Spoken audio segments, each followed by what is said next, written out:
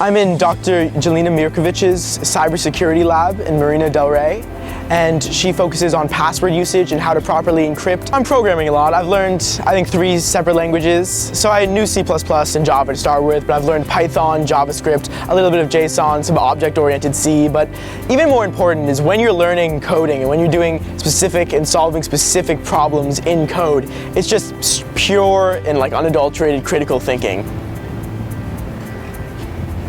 So we're in Professor John Carlson's Industrial Systems Engineering Lab, and basically we're focusing on delivery systems and how to make them more efficient. So we're testing out drone efficiencies and human errors and stuff like that. Drone efficiency is where a truck has a drone on it which delivers the package for the truck driver. So I'm working in aerospace engineering under Professor Dr. Luhar. I've liked planes since I was a child. I thought it was really interesting in the concept of flying.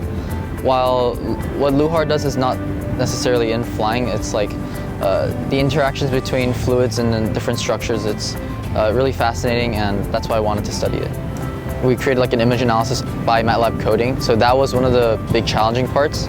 Another thing was printing out 3D material from 3D printers, so that was really cool. And we were able to design those through a program called SolidWorks.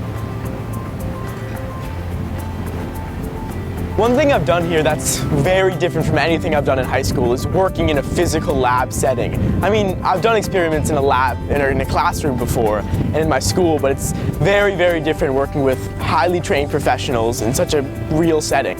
And I've actually found that I've had a lot of responsibilities. I've been trusted a pretty great deal to do work that I, before the summer, would have thought I was totally unqualified for, but I think I've held up my end of the bargain. It's a lot more focused on one subject, so when you take a STEM course, you kind of cover a whole broad grasp of everything under that umbrella, and for this research it's very much one specific problem and how we can solve it. I didn't expect Shine to be very independent. A lot of what I do is while it's under supervision and I get help from my mentors when I need it, a lot of my work is very solo. I think this process allowed me to be a lot more self-reliant and have a lot more control, because a lot of what I do it's me being proactive, so that's something beneficial that I learned when I go to college.